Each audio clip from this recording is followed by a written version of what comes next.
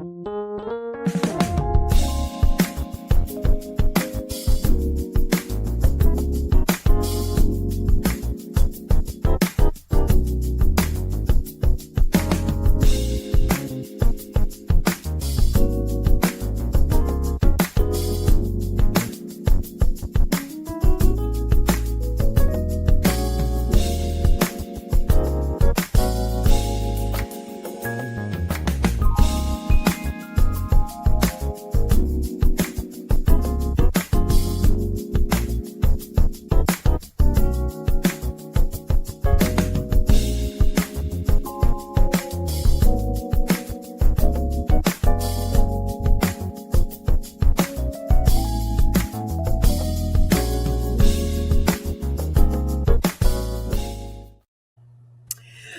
good.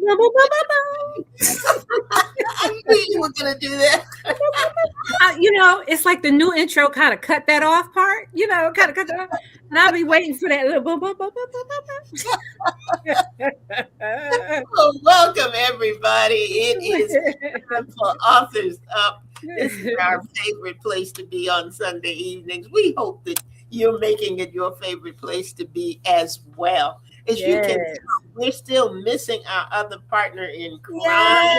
Yes. One of the bronze girls is missing. Back real soon. She's been over there in London getting things straightened out. Wherever Ruth is going, she's going to straighten out some stuff. So she's in London straightening out some stuff. And then and she came back and visited with her daughter, and then she went on a cruise. So who told her she could do all that? Now we got to discuss the schedule. It's a lot. I don't understand why we weren't invited on the cruise. That's the problem. She is having a good time. She is enjoying life, and that's what we are supposed to be doing. Yes. We're not just supposed to be working hard and struggling and on the struggle bus, as they say, and all these other things that are going on. But somewhere in there, we have got to enjoy life. So Ruth, we miss you. We'll be glad when you come back. But until you do, we holding it in the road, girl. Wait. And she missed all the weather. She missed all of the ice and the snow. Okay. I know. And with that being said, why don't we go on and start with our week in review? Okay. I'm telling you, my week was consumed with weather. Yes. Like everybody else. Yes. So, isn't it going to snow? Is it going to be icy? Isn't it going to be icy? How many inches? No. Is it like it was before? You got all your lose power. I'm telling you, everybody was just on alert. Right. On alert.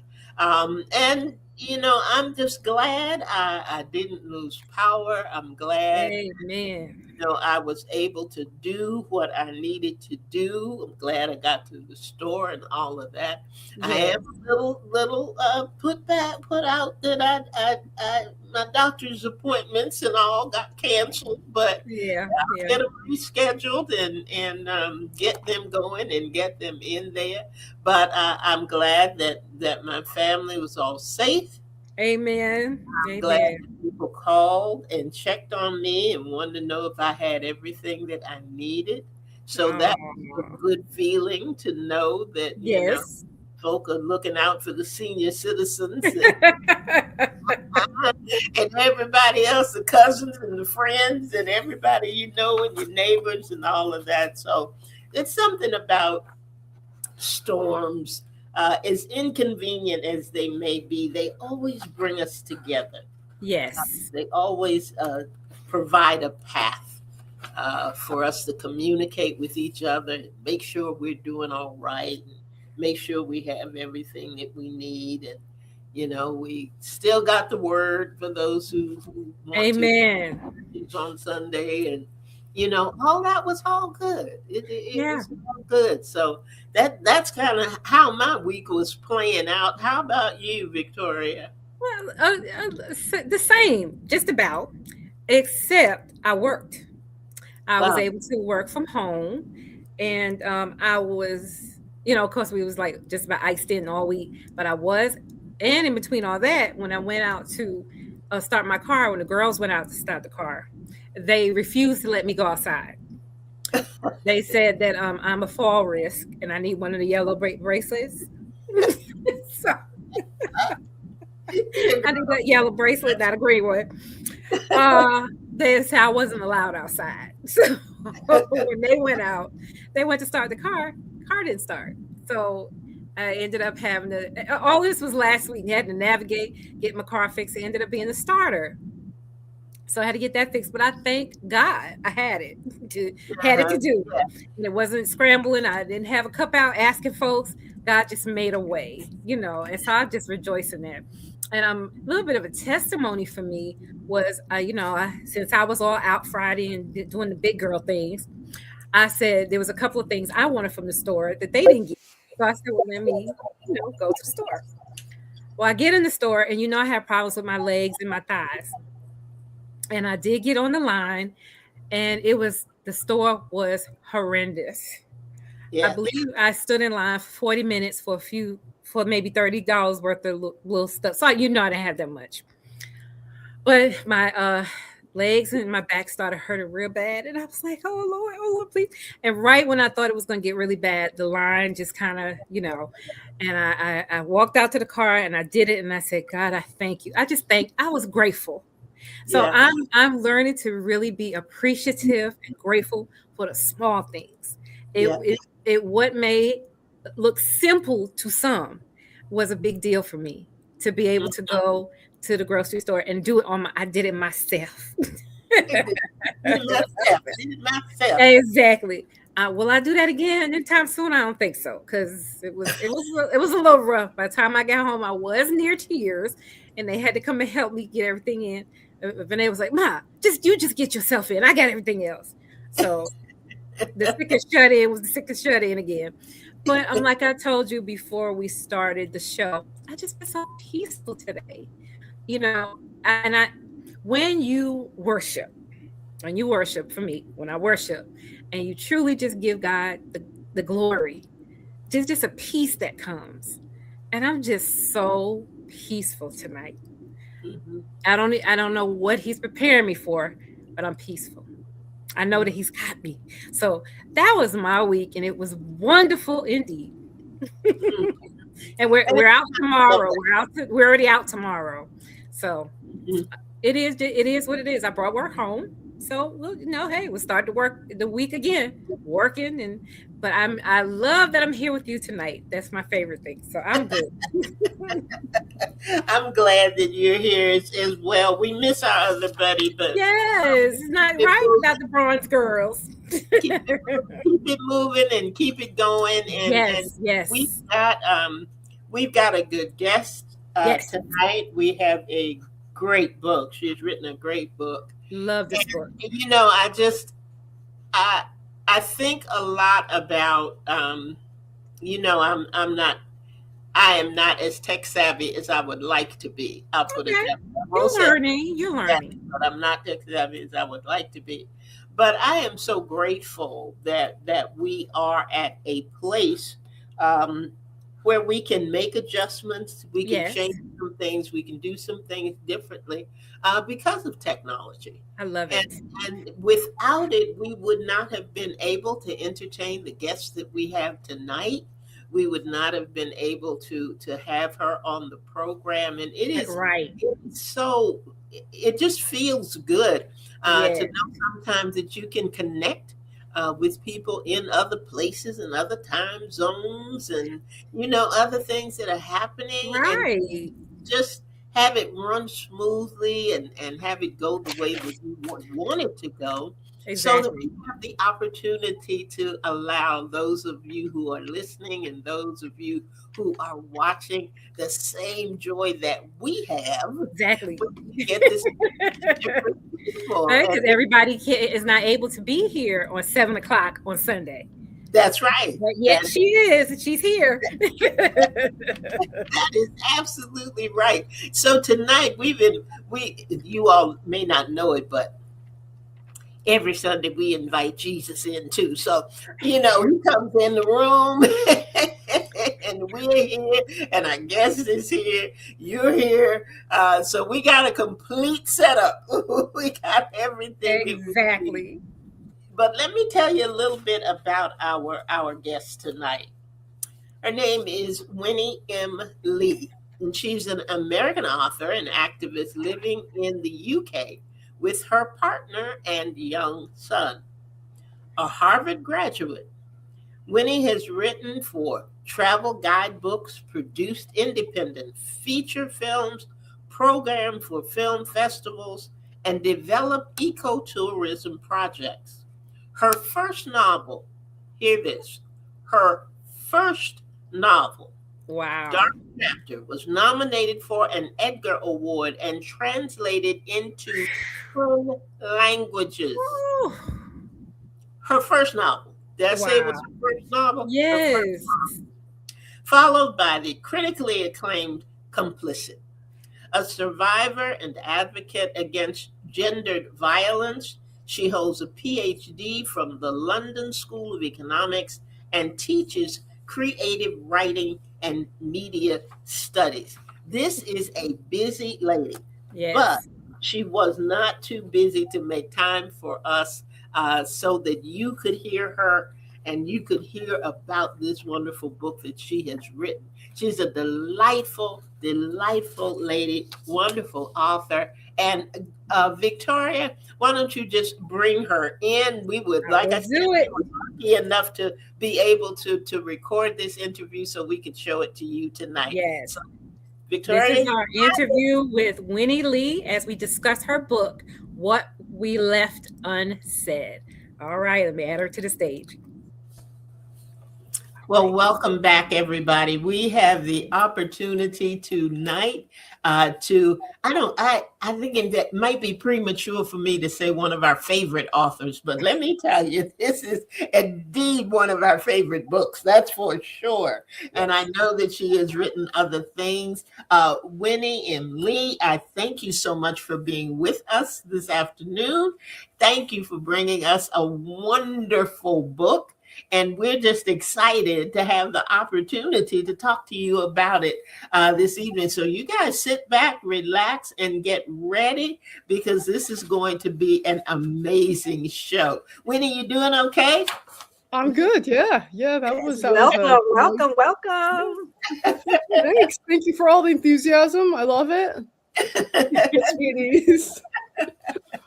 Very good, very good. Well, since our other cohort is not here today, we're going to, or I should say, during this recording, and we're very, very happy that you made time in your schedule Yes, to thank do you. this with us, Winnie, because we know things are very busy for you. But let's go ahead and get started with our interview portion. Victoria, you want to take the role or take the lead here? Okay, sure. We're going to talk to you about your book, What We Left Unsaid. Could you just tell us a little bit about your book? Yeah, sure. So it's a novel. Here's the cover of it. Yes. As you can probably tell from the cover, it's kind of about three people on a road trip. Yes. I And so it's love actually, it. I know it's my third novel, and it's pretty different from my other two because I think I just wanted to write something that was maybe lighter on the surface than my other two. My first two books were kind of sold as crime or suspense, and I wanted to Oh, write something that was, maybe a bit more fun, right? Or something where right. people would hear about it and they'd be like, "Oh my god, that's a bit Well, heavy," we right? like that too. We love crime and who done it. Yeah, yeah, and it's a really crime is a really popular category. I have a Yeah. lot of friends who are crime writers, but I think I wanted to write something that wasn't so immediately heavy, right? And something that was Right. like more fun to research and more fun to kind of like get energy from as a writer. So I Yeah. wanted to write about a road trip through America. And again, I'm an American, obviously, as you can tell from my accent, but I've been living in the UK for like all of my adult life. So it's like Wow. 25 years since I moved abroad. So I have this interesting relationship with America and the way it's been evolving and the way I kind of see our country, Mm-hmm. my country, what have you, from a distance. And obviously things have been getting weird in America. So I kind of was looking at that, but then I also felt like I'd never traveled in America myself, right? So I wanted to write a novel about three characters that have to go on a road trip across America who themselves don't really know certain parts of America very well. Wow. And the three characters are three estranged Asian American adult siblings who haven't really gotten along and who kind of represent different aspects of the Asian American experience. So I just wanted to throw them into a car together, make them go on this road trip down Route 66 for about 6 days together and just see how they fare, right? And see if, at the end of that trip, if they end up kind of mending some of the distances that have grown between them as adulthood kind of divided them up and took them in different directions. Wow. So, yeah. Well, how long did it take you to write it? Oh, I mean, it's hard to say because like I'm not obviously like writing every day. I mean, I started writing it I started the research. So I did the road trip with my child who's almost 2 years old at the time, and my partner who's English. Yeah, so we drove Route 66 in autumn of 2021. And then I kind of was writing it from like early 2022, kind of finished it, I suppose, in 2024. So it's kind of like spread out over about like 2.5 years, the writing process. Wow. I'd have like long periods of like, I'd have like 6 months where I wasn't working on it. So, I mean, it was mixed in with all the other stuff I do. Yeah. Mm-hmm. So you actually took the trip. Yeah. I just want to be sure I heard you. You went through Route 66, which is how they take it. And you went that exact route from Chicago to LA. Yeah. Oh my gosh. Yeah. Wow. So, and I think I kind of came up with the idea because I want to almost give myself an excuse to do Route 66. Because it's one of those things, if you especially don't live in the States anymore, just the thought, like, who's actually going to take time out and drive it? But I'm like, well, if I come up with an idea for a novel and I have to do it for research, then I have to drive Route 66. So it was kind of a challenge to myself. Yeah. But also, that was it. I wanted to write something that was gonna be fun to make me do that research, but then also allowed me to kind of explore sort of the more serious stuff that's happening in the U.S. So yeah. Wait a minute. So you actually stopped at all those places that you wrote about? Yeah. I love it. Yeah. Yeah. Go ahead. Sorry? No, I was going to say, and I believe every place you wrote about, I've never been before. So yeah, and I wouldn't have either if I hadn't gone on the trip because there's so much of America I haven't seen. So and I had to pitch the whole idea to my partner because we had a baby. I gave birth. Then COVID happened, and so we were raising our baby in lockdown. And I kind of pitched the idea to my partner. I'm like, "Hey, what do you think about we could fly to America? We could fly to Chicago and like rent a car and then drive to visit my parents in LA. But we could drive Route 66."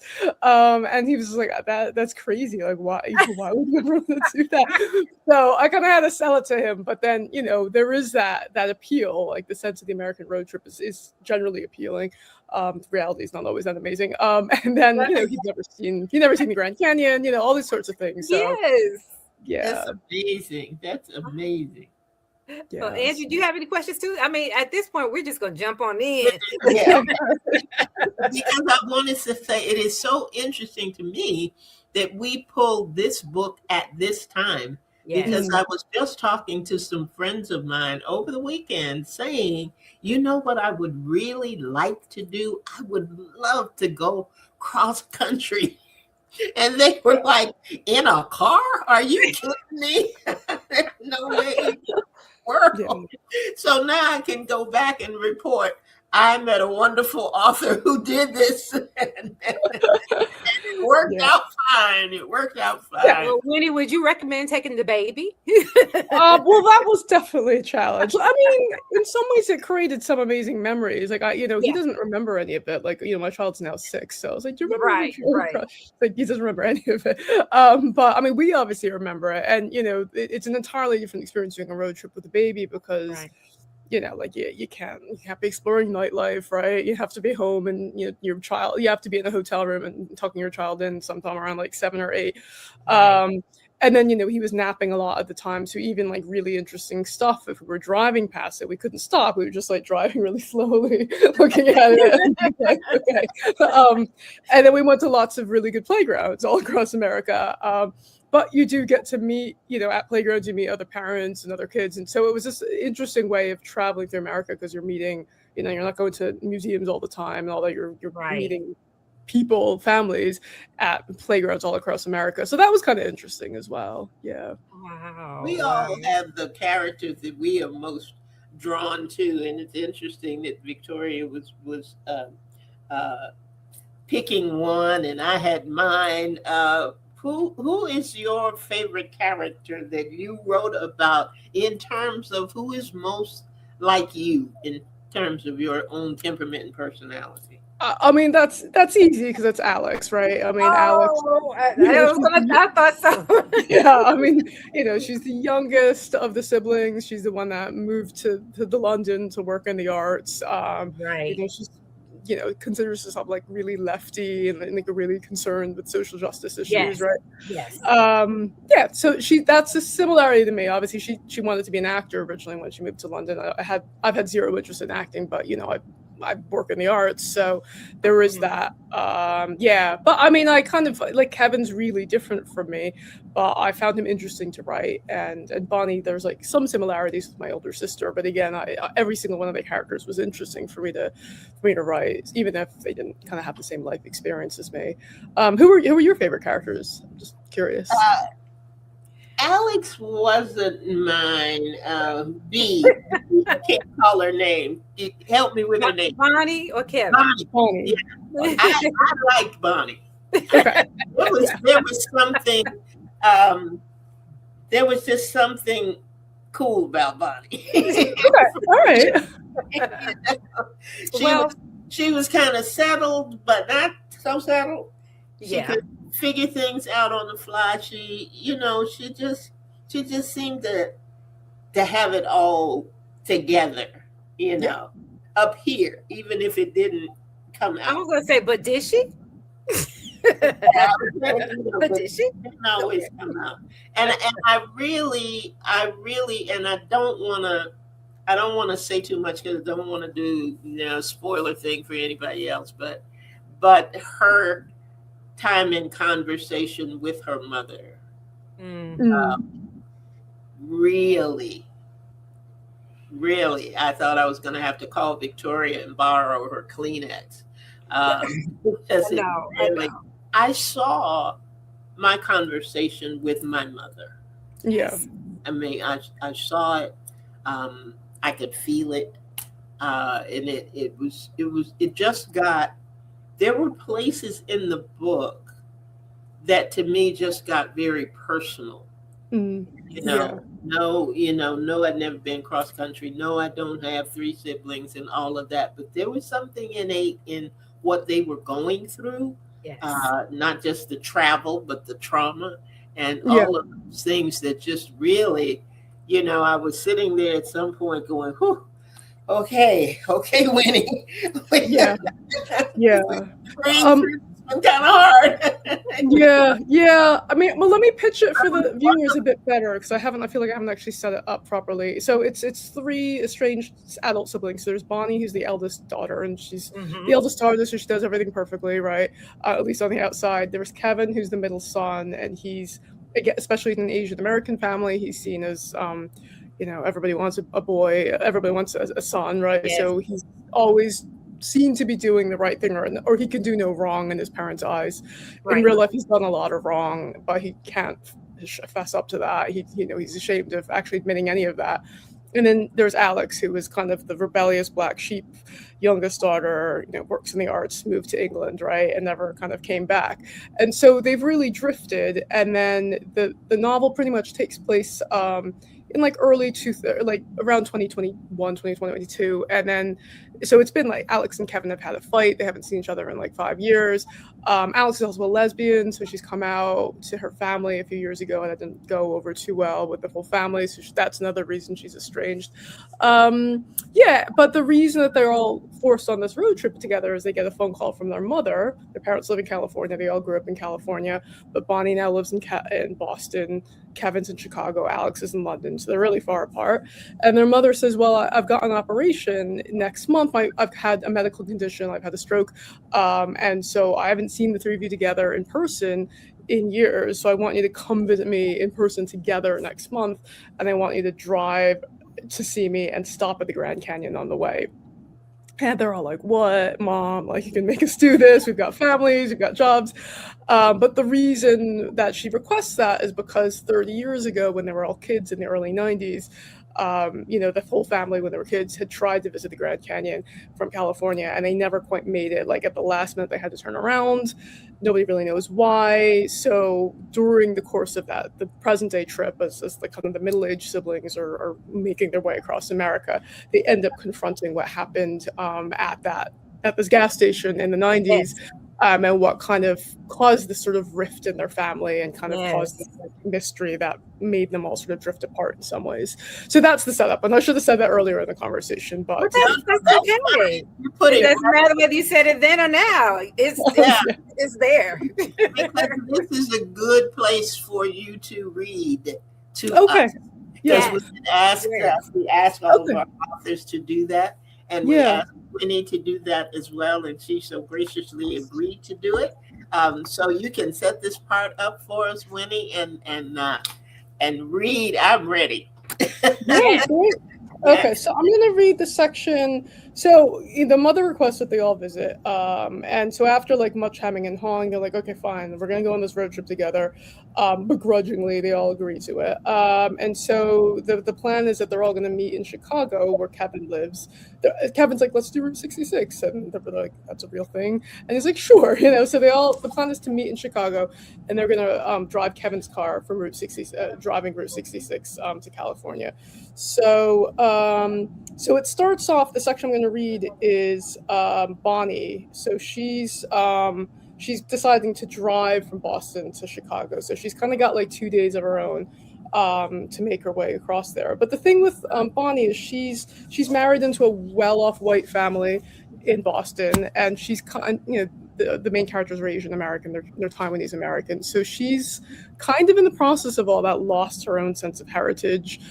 She's had to really kind of assimilate into an elite white culture, and there's obviously good things that come with that. There's privileges that come with that. She's very kind of financially comfortable. She's raising 3 sons, but she's maybe felt like she's like lost a little bit of herself and of her connection to her family, and also because she's been playing this mother role, she hasn't had much time to herself, right?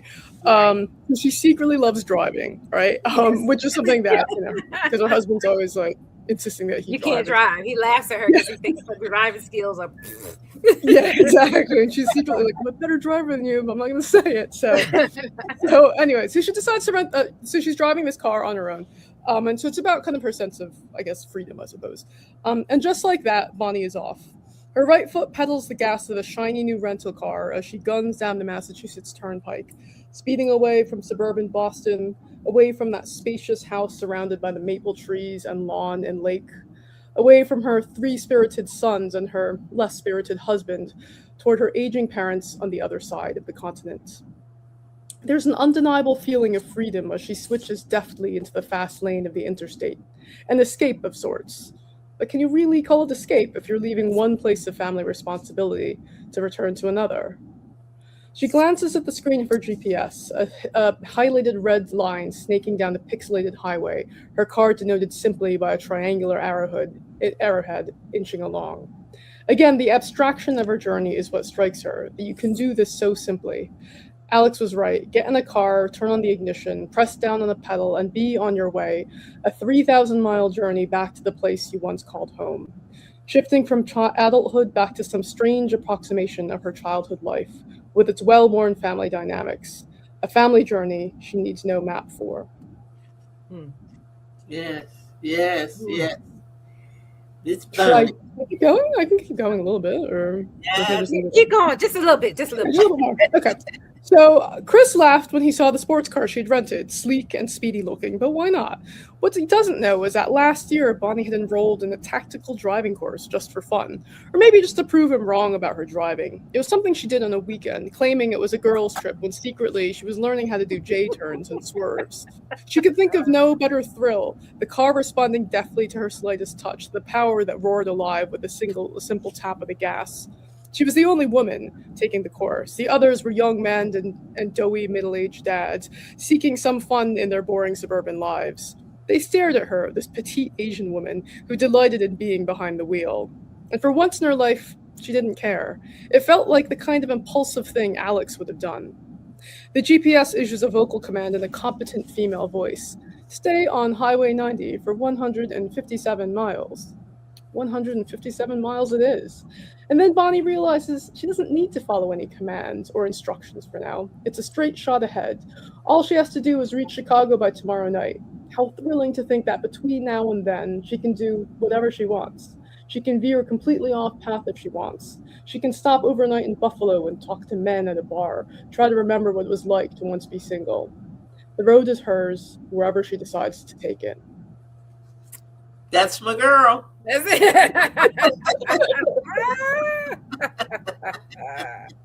I like Bonnie. I like Bonnie. And Victoria, how about you? Who was your favorite character, Victoria? I'm going to give you the Victoria review right now. I saw a lot of me in each of them, to be honest. Okay. Yeah. And let me just say from the top, your book is why I love to read. Your book takes you through a journey and a story, and it captivated me from the very beginning. I wanted to see what was going to happen, and that is, I'm probably going to get your book and put it in my library because I want to read this book and have it in my library to give to somebody. I don't know, somehow, some way, I'm going to give this book to somebody and say, you got to read this book. But as I was reading it, like I said, I saw myself in all of the characters because, and I know I'm going to get emotional. I told Andrea at the top that this book, there's no coincidences. And I believe there's no coincidence in our past in life. That my mom is currently in the hospital now. She's 92 years old. And we've been battling she's been battling her health. And I've been flying back and forth for the last 2 years. And she lives with my brother, near my brother. And I tell you, I could not stop the tears because, like I said, I saw myself in each of them. I am the youngest girl. So, of course, Alex is my girl. Yeah. And I've been sort of the family rebel in a sense, not in some of the things that she's done, but I've taken a path different from what my family grew up, what I was taught. So I'm telling you, I can relate on so many levels. I saw the struggle of a minority people, and I just saw myself in so much of it that I oftentimes had to stop and get myself together so I could keep going. But at no time did I want to stop because I wanted to know what was going to happen in the story. And I told Andrea that when and if my mom does close her eyes, because she's not doing so great, and we just don't know how long her body is going to hold out. I would love to have some conversations with her.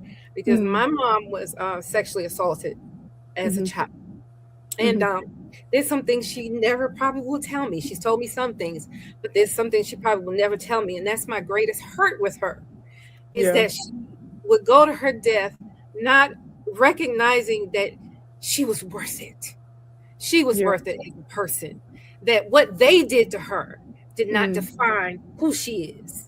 That the miracle of it all is that she instilled in all four of us, there's 2 boys and 2 girls, she instilled in us this tenacity to live and to will and to do better. But she herself, like if you give my mom a gift now, she says, why did they give that to me? Why were they so nice to me? At 92, she inherently does not see her value, even though she taught us that God loves you unconditionally. So that I told Andrea, I said, I don't think my siblings and I could handle a road trip like that, but it would be nice if we could. We could at least go on a trip together, and because my father is deceased now as well. And if and when mommy passes, could we just go somewhere and just love on each other and love each other and get back to the place that we used to be? There are some signs of stress at the seams of what we're all going through that we normally get along, but I'm seeing some just little snap at the seams. But we have to come back to that place of love. And your book was just, it just was amazing to me. So I'm stopped now, so I'll get my little stuff You together. know, Come on, Andrew, thank jump in. you. That's really touching to hear, and also, thank you for sharing, your own story and your mom's story. And I think that's it. It's like the thing is, and siblings, some people have great relationships with their siblings and some don't. But it's kind of the sadness that, like, people that maybe knew you the best for the first 20 years of your life, like your siblings, Yes. they all know how to, twist each other's or push each other's buttons and annoy each other. But we know there's a shorthand in terms of how we can communicate. But the people that knew you for the first 20 years of your lives, the best, like sometimes you only see them a few times a year or even like Right. less than that, right? Right. And there's a kind of sense of loss in that in terms of how that a relationship, which could be really rich and rewarding, oftentimes isn't, because we've gone different directions in life or we're not near each other, that kind of thing. So yeah, I think that's kind of what the book is meant to address in some ways, Yeah. alongside all the other things with family and what we feel like we owe our parents and how maybe Yes. parents don't feel like they've been Yes. appreciated in the right way as well. Yeah. Yeah, and in the end, we find ourselves again. We find out, go back to that place. And like when they walked into the house for the first time, they Yeah. immediately, all of them in some ways, immediately found themselves just being in that place of, okay, a little girl again, and their familial senses. It was just, I tell you, get the book. That's my catchphrase on the show. Get the book, people. You will not be disappointed in this story. Oh, it is, and it's more than a story. It's real life. It's real Yeah. life. Yeah. Thank you so much. Yeah. You are very welcome. Well, I tell you, our time goes by so fast when we're we got a little bit more. we're doing this. We're not quite done yet, but I wanted to add to what Victoria was saying about getting the book. There is so much packed in this story. Mm. You have the relationship element. You have the element of dealing with prejudices. Mm-hmm. You have the element of secrets. Yes. Every family's got one. Right. Say, and you're looking from the standpoint, I remember my elders, if you will, they'll take it to the grave. They're not going to talk about it, not going to discuss Tell it. Jesus, nobody else, right? How each of us deals with the trauma, in our own way. So it's not, I agree with Victoria, it's not just a story. There's just life packed in these chapters in a phenomenal way, because what Victoria saw for herself and within herself is not what I saw for myself or within myself. But both of us have a passion for this story. And that's because it was written by a great author.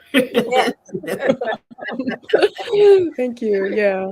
And amazing job in capturing all these things. Because let me tell you, it's a lot, but it's a book that you don't want to put down.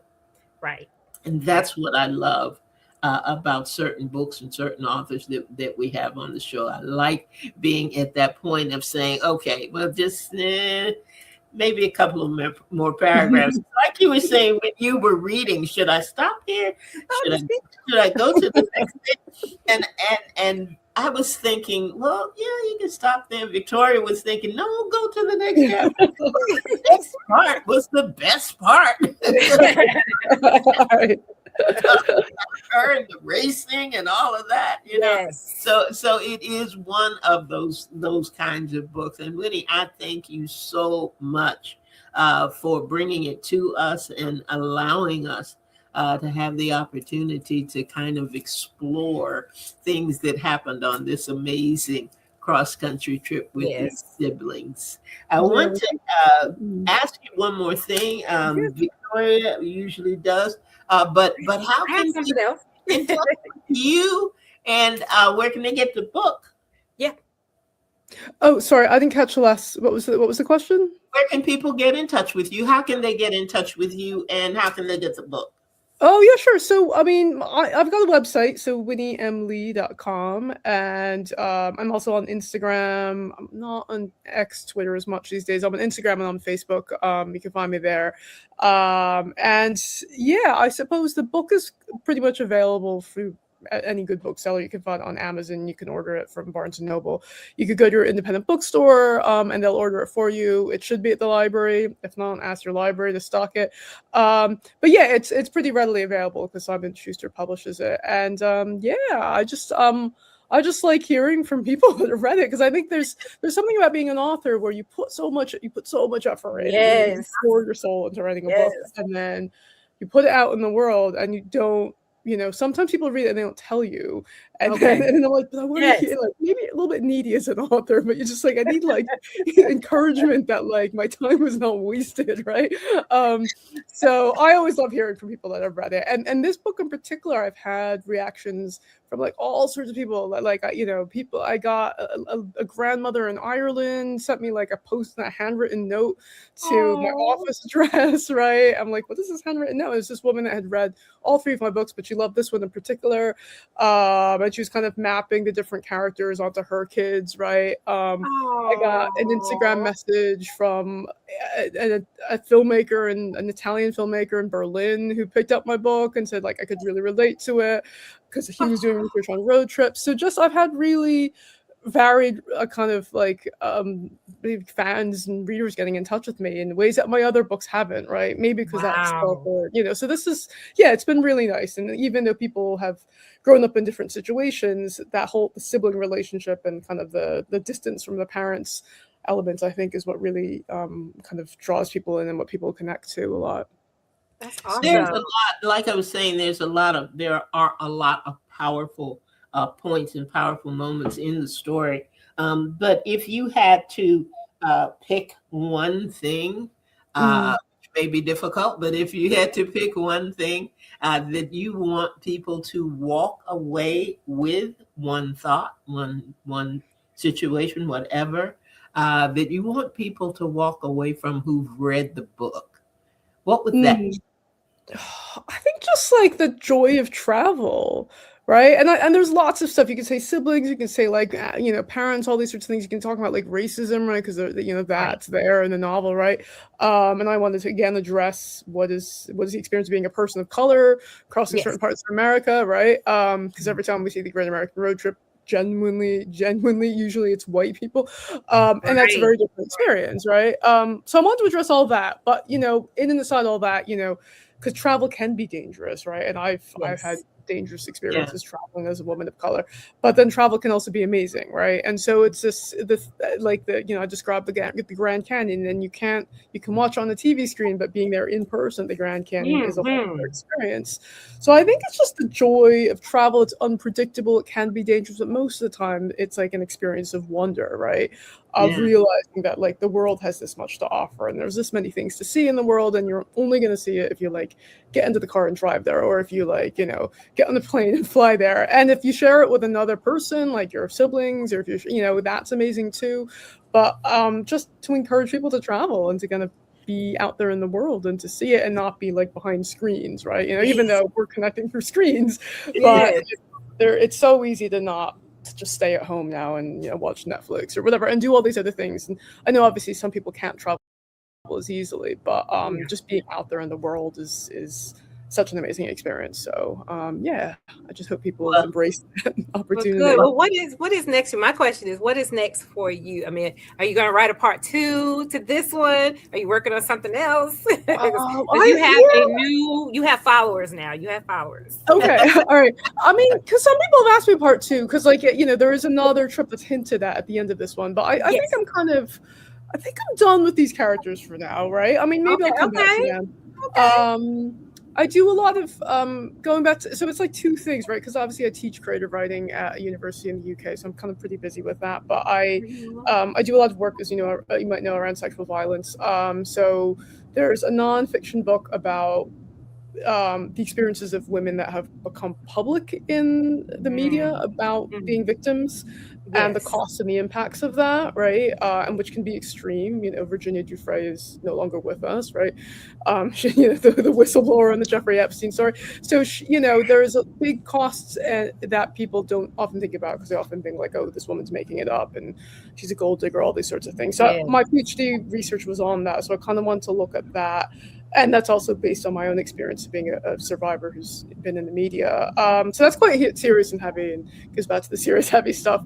But then there's also a novel which is kind of about mystery set in the world of like science fiction, fantasy fandom. Wait till Ruth hears that one. Yeah, really into like cosplay and all that. So I wanted to write a novel that's set in that world and kind of look at why do people love these franchises so much? Like, why do they want to dress up as whomever from this universe and like spend all this time, like 5 days together?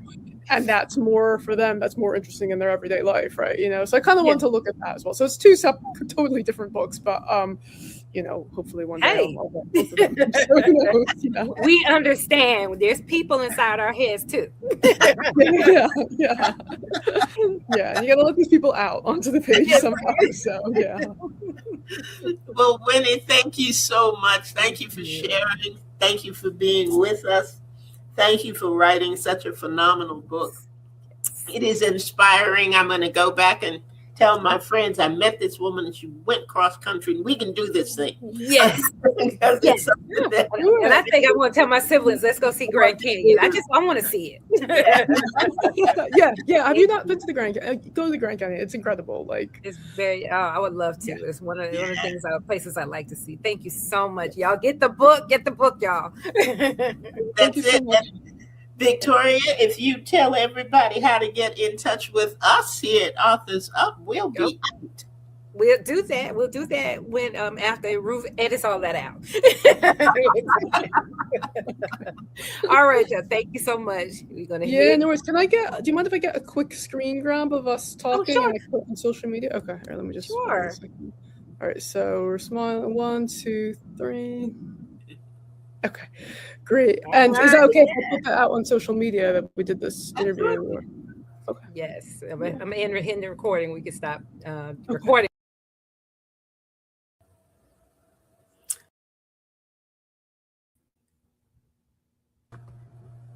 All right. We're back. Oh my goodness. Great interview, great lady, great book. Yes. Great book. And we've been talking about the importance of the title and the cover and the first sentence and all in novels and everything. And I just want to say her title, just sit with that. What we left unsaid. Right, what we left unsaid. And it really, as you can see, it really touched me. It really touched me. Yeah. It meant a lot. A good thing to do is to just think on these things, what we left unsaid, because as she was talking and I was thinking about it, I thought to myself, I don't want to leave anything unsaid.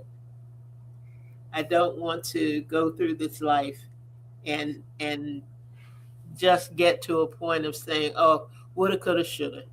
Wish I had said it, wish I had done it, wish I had. I always say that I'll turn in my card to the meant to club. I meant to call. I'm not going to be a card carrying member of the meant to club. That's what I'm talking about. Yeah, you're right. Yeah. That is it for us for tonight. I thank everybody for joining. I see Miss Kay from the YouTube group. Yes, for Linda. And Linda's on the line tonight. And Dawn, and my cousin Dawn came in. Well, and we thank you. We thank you because we can't do this without you. We are grateful that you were here with us to experience Miss Winnie Li and have her talk to us about her book. We've got lots more coming this year, lots of things going on. We've got the book club coming up. We've got some great authors, some great books, and you can find us at authorsupshow.com. I think you got it That's right. it. I was getting ready. I was typing that in right now to the comment. AuthorSupShow.com. And this show will be replayed this coming Saturday at 7:00 p.m. So tell somebody about this wonderful book and tell them they have to watch the replay. That's right. That's right. And Miss Ruth will be back with us soon, and we'll be glad to have her return and hear something about her weeks in review. Yes, I told you. I'm just gonna say my week is fine and let Ruth talk. I'm telling you. So that's it, everybody. Thank you for joining. And you never know what's going to happen on Authors Hub. So come back. Don't think that, I'll catch it next time. You don't want to miss anything. So come back next week. Have an absolutely amazing week. We love you. We thank you. We pray God will bless you. And that's all we have for tonight. Yes. So good night, Miss Victoria. Good night, Bronze Girl. I love you. Mwah. Everybody stay safe and warm.